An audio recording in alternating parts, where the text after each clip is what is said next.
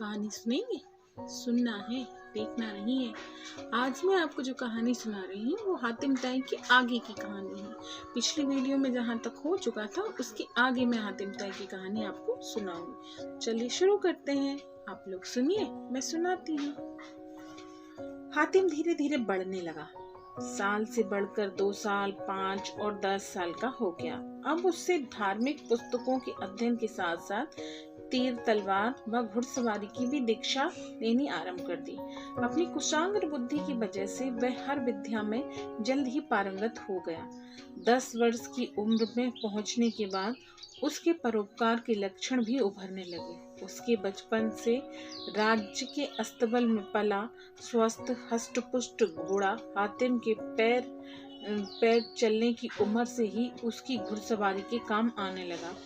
घोड़ा इतना सदा हुआ और हातिम के प्रति वफादार था कि बगैर लगाम को साधे हुए हातिम के इशारे पर सरपट दौड़ता था और मंजिल पर पहुंचा देता था। हातिम को भी उस घोड़े से बहुत प्यार था। अब हातिम की दिनचर्या बन गई थी कि वह कई कई घंटों के लिए घर से बाहर राज्य की सीमा में घूमने निकल जाता, दीन दुखियों की सेवा करता, इस बात का ध्यान रखता कि उसके पिता के राज्य की प्रजा को कोई दुख तकलीफ ना होने पाए। वह लोगों के बीच खुद पहुंचकर इंसाफ करता, कोई ना कोई परोपकार किए बिना महल न लौटता। बाल्यकाल से किशोर अवस्था में कदम रखता हातिम लोगों के बीच प्रजापालक, इंसाफ और परोपकार करने वाले शहजादे के रूप में लोकप्रिय होता चल रहा था। एक दिन वह घुड़सवारी करता हुआ एक निर्जन ग्रामीण इलाके से गुजर रहा था कि उसके कानों में किसी स्त्री का रुदन पड़ा। तो उसने घोड़े का रुख उस दिशा में किया जिधर से रुदन का स्वर उभर रहा था। उस स्थान पर पहुंचकर उसने एक झोपड़े के सामने कुछ लोगों को एकत्रित देखा। घोड़े से उतरकर आगे बढ़ने पर उसने एक युवक की लाश देखी। लाश के पास एक वृद्धा को करुण स्वर में विलाप करते हुए पाया। वहां एकत्रित सभी लोग दुखी थे। हातिम ने आगे बढ़कर पूछा तो मालूम हुआ कि वृद्धा के इकलौते बेटे को सांप ने डस लिया है। माँ के बुढ़ापे का सहारा टूट गया है, इसीलिए वह इतना दुखी हो रही है। युवक की मृत्यु का कारण जानकर हातिम ने पूछा, क्या इस गांव में कोई हकीम या वैद्य नहीं? सांप के डसने का इलाज क्यों नहीं हुआ? गांव के मुखिया ने आगे बढ़कर कहा, मैं ही दवा इलाज करता हूँ, पर इस युवक को जिस किस्म के सांप ने काटा है वह अत्यंत विषैला है। उसका जहर उतारने का मेरे पास कोई इलाज नहीं है। अपने बुजुर्गों से मैंने ऐसे विषैले सर्पदंश का बस एक ही इलाज सुना है और वह मांजू फल है। मांजू फल यदि मिल जाए तो सर्पदंश अब भी उतर सकता है, पर मुश्किल यह है कि वह हम जैसे लोगों की पहुंच से बहुत दूर है। उत्तरी पर्वत की चोटी पर मांजू फल का वृक्ष पाया जाता है। मांजू फल की तेज सुगंध के वजह से उस पर सैकड़ों विषधर और भटकती आत्माएं वास करती हैं। 100-200 आदमी मिलकर भी मांजू फल वृक्ष के पास जाकर मांजू फल लाने की चेष्टा करें तो भी सफल नहीं हो सकते। विषधरों की विषैली फुंकारों से ही लोगों का प्राणांत हो जाएगा। हातिम ने मन ही मन सोचा, ऐसा जीवन व्यर्थ है जो किसी के प्राण बचाने के काम ना आ सके। उसने फौरन निर्णय लेते हुए कहा, आपने मुझे उस स्थान का पता बताया है जहाँ मांजू फल वृक्ष है, मैं उसे लेने जाता हूँ। आप लोग मेरे लिए दुआ करें और मैं अपने उद्देश्य में सफल होकर लौटूं। मुखिया ने हातिम को बहुत समझाया, मांजू फल लाने के खतरे के प्रति बार बार आगाह किया, मगर वह हातिम ही क्या जो परोपकार की राह में एक बार उठा हुआ कदम पीछे हटा ले। उसकी जिद के आगे मुखिया की एक न चली। हातिम ने पता ज्ञात किया और उसी दिशा में चल पड़ा। उसे उत्तरी पहाड़ी की चोटी पर पहुंचते देर न लगी। मांजू फल वृक्ष से काफी दूर से ही अनेक विषधरों ने हातिम को अपनी ओर बढ़ते देखा, एक साथ फुंकार छोड़नी आरंभ कर दी। पर नीलम परी द्वारा दिए गए तावीज की वजह से हातिम अप्रभावित रहा। वह लगातार मांजुफल वृक्ष की ओर बढ़ता रहा। उसे आगे ही आगे बढ़ते देखकर उस पर बसेरा कर रही शैतानी आत्माएं भयंकर आवाजें निकालकर उसे डराने लगी, लेकिन हातिम बिल्कुल नहीं डरा।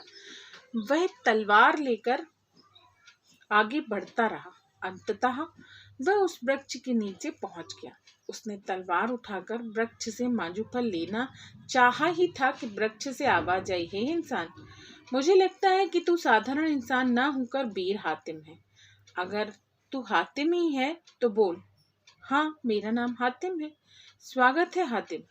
तू आराम से मांजुफल तोड़कर ले जा, क्योंकि तेरे आने से यहाँ वास करने वाली समस्त शापग्रस्त दुष्ट आत्माओं को मुक्ति मिल जाएगी। मुझे भी उन दुष्ट आत्माओं से छुटकारा मिल जाएगा जो मुझ पर सवार होकर बरसों से बोझ बनी चली आ रही हैं। इस प्रकार वृक्ष ने हातिम का परिचय पाकर उसे साहस अपना फल दे दिया। फल लेकर लौटते हुए हातिम ने देखा कि वृक्ष पर बसेरा करती आत्माएं साप मुक्त होकर हातिम का धन्यवाद करती हुई हवा में उड़ती अपनी अपनी राह चल दी।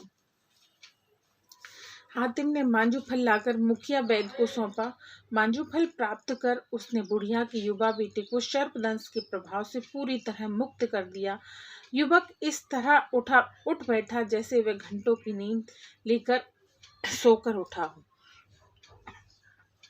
हातिम के परोपकार के किस्से अब दूर दराज के इलाकों तक में मशहूर होने लगे। कहा जाता है कि यमन देश के पड़ोसी बादशाह भी खासा दानी और परोपकारी था। जब उसके कानों में यह बात पहुंची कि उसकी परोपकारी छवि हातिम के मुकाबले दबती जा रही है, तो उसने एक व्यक्ति को ढेरों पुरस्कार व इनाम का लालच देकर हातिम के कत्ल करने के लिए भेजा। पुरस्कार के लालच में हातिम के कत्ल का बीड़ा उठाए आने वाला तय शहर में पहुंचा। राह में उसे खुद हातिम मिला, जिससे उसने हातिम का पता पूछा। काम पूछने पर उसने बेझिझक बताया कि वह किस उद्देश्य से यहाँ आया है। उसकी बात सुन हातिम उसे ससम्मान महल में अपने निवास स्थान ले गया। उसे खिला पिलाकर पूरी आवभगत करके रात्रि विश्राम का प्रबंध किया।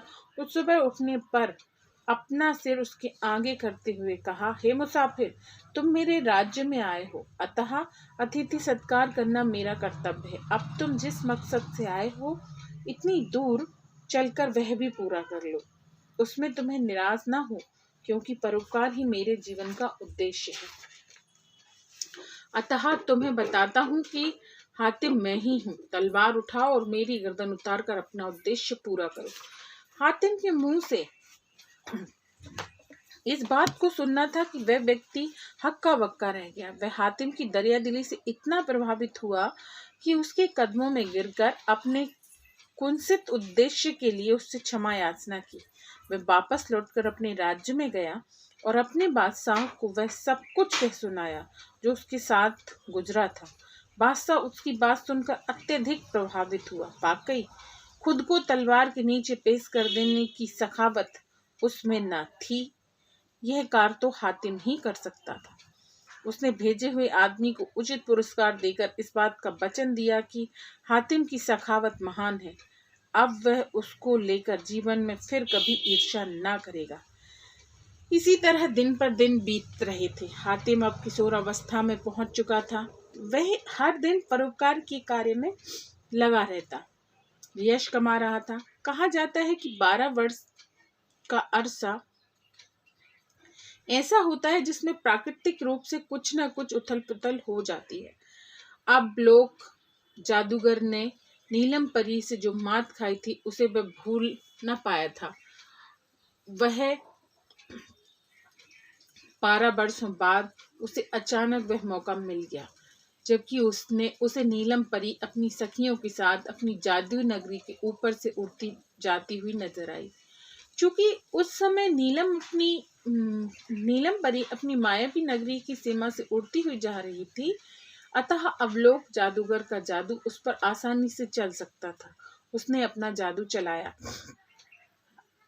नीलम परी के हाथ से जादू की छड़ी गिरकर टूट गई और छड़ी के साथ ही नीलम खुद भी नीचे आ गिरी। उसकी सखी परियों ने उसे बचाने की बहुत चेष्टा की, पर सब व्यर्थ था। वे स्वयं मायावी प्रभाव में आती जा रही थी, अतः जान बचाकर भागी।